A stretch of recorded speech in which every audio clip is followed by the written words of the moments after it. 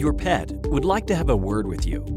In fact, your dog, cat, bird, horse, fish, even bearded dragon would like to have an entire conversation with you. But having that trans-species discussion is difficult without an interpreter, or go-between, a specifically skilled individual who's been communicating with our animal friends for more than 3 decades, bridging gaps in understanding, elevating relationships, building peace and harmony among all Earth's creatures. That person is Suzan Vaughn, the Animal Whisperer. In this episode, the church mouse. Heat touched the pavement, turned into steam, and rose lazily off the asphalt in late summer when Jo pushed the power button on her Toyota hybrid and not a thing happened. She grumbled under her breath. For a traveling nurse, the breakdown was particularly inconvenient. She called her employer, rearranged her schedule, and had the car towed to her mechanic. Raising the hood, the man put his finger to his chin, lifted some wiring, and peered underneath it. Then he delivered surprising news. He'd found an unconventional electrical problem under the hood. Several critical wires and cables are chewed through, and the insulation on other wires is denigrated to the point of being non-functional, he told her. It's the result of a mouse living in your car. I removed the nest and fixed the wiring, though. Then he presented her with a bill for just over $300. The car ran fine and without any problems until about 5 months later. Jo was looking under her car's hood when she noticed the insulation on one of the electrical cables appeared to be shredded. Half an inch beneath the wiring was a cozy little mouse nest. Jo had thought her mouse problems were over, but discovered she was still hosting a rodent that lived in her car. Her suspicions were confirmed when the mouse skittered across the dashboard as Jo was driving one day. Jo then planned to strongly invite the mouse to live elsewhere as soon as possible. Jo thought of a great place for a new mouse house and soon decided the field next to her church would be an ideal place. This was the church that I also attended. As I arrived at services that day, I noticed a car with its hood up and wondered if someone was having mechanical troubles. I considered whether I could be of help. After services, Jo was guided to me by Lisa, another church member who knew about my work as an animal communicator. The two women asked if I could help with rehoming the mouse. Jo has a mouse living in her car, Lisa told me. Can you help her get him out? I'll see what I can do, I said, as Jo and I walked toward the car with its hood up. You can see right here where the insulation has been chewed off of this cable, she said, pointing to a large cable as we stood looking underneath her hood. The heavy mesh and the black plastic material surrounding the cable were chewed through. There was a tiny remnant of the mouse nest there, with pieces of black plastic and a white cotton still blowing in the breeze. It's been living here for quite some time. I thought it was gone, but then I saw it again on the dash of my car as I was driving. After that, I found another nest under the hood, she said. She'd pulled the nest out, and it lay on the ground near the car. Twigs, tape, cotton, and plastic all made up the tiny nest she'd dug out of her engine. The typical lifespan of this small mammal is about 2 years, so I asked the mouse if she was the same mouse as the one who had lived in the car before. She said no, but that she had been born under the hood of the car and had lived in the other nest before it was destroyed.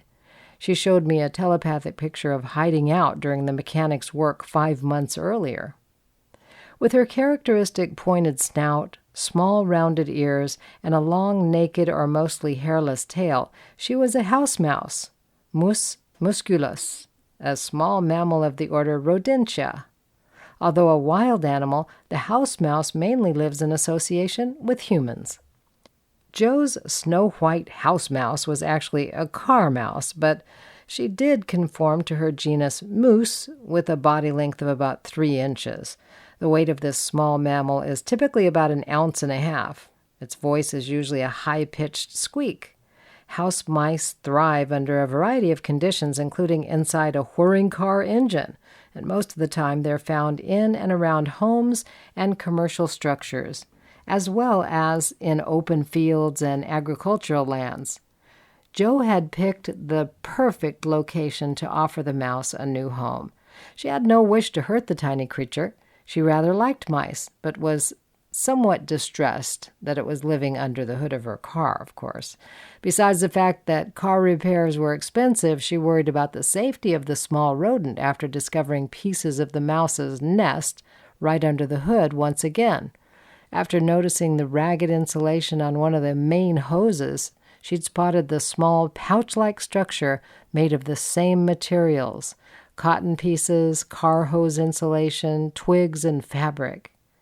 Before going into church, Jo removed the nest, raised her hood, and invited the mouse to make a new home in a lovely field adjacent to the church.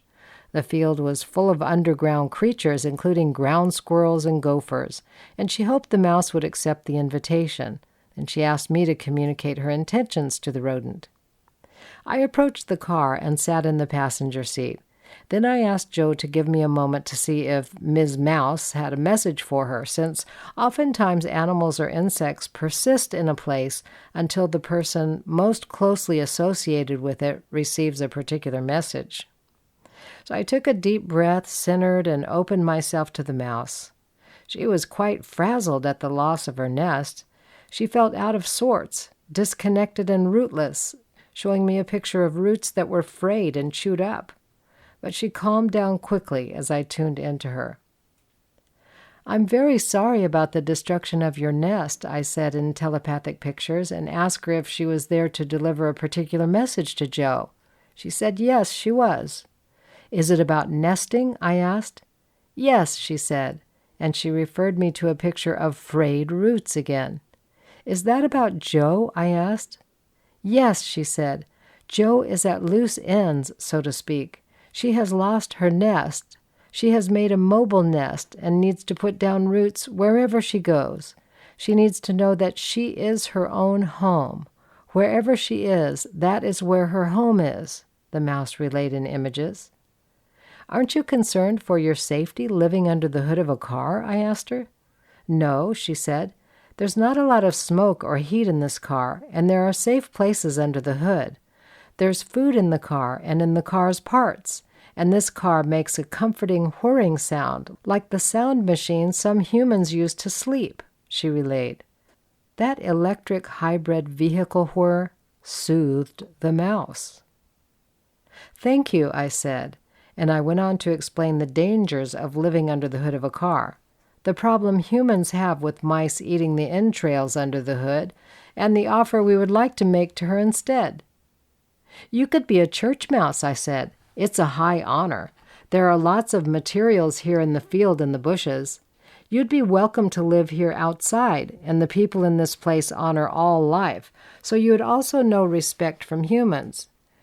The offer doesn't extend to the indoor areas, but there are nice areas outside where you could live happily."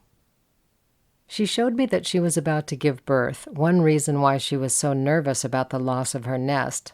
I let her know again that there were many materials here in this safe place if she chose to accept the offer.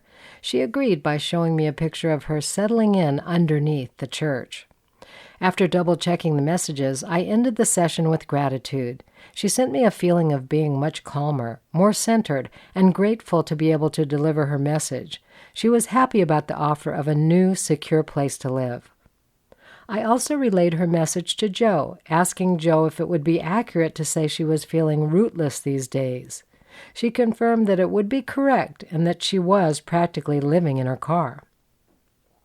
I suggested to Jo that, as she drove throughout her day, she consider visualizing roots growing from the bottoms of her feet and her sacrum deep into the earth. Visualizing the earth as her home was one way to stay grounded, even if her car kept on moving. She agreed to do that and thanked me for my assistance.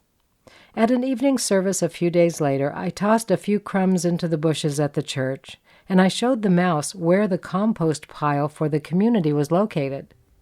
Jo never saw the mouse in her car again. The mouse was happily living under the church and found companionship, nesting materials, and security there. I left divine guidance and control of the situation and wished the tiny creature a blessed life. For more episodes in the series, be sure to like, share, and subscribe. To learn all about Suzan Vaughn and her services, visit her website at animalwhisperer.net. Be part of the community by subscribing to her Facebook page, animalwhisperer.net. Then sign up for Suzan's newsletter to enjoy more of her fascinating animal-human communication stories. So, until next time, join Suzan as she talks to the animals on The Animal Whisperer.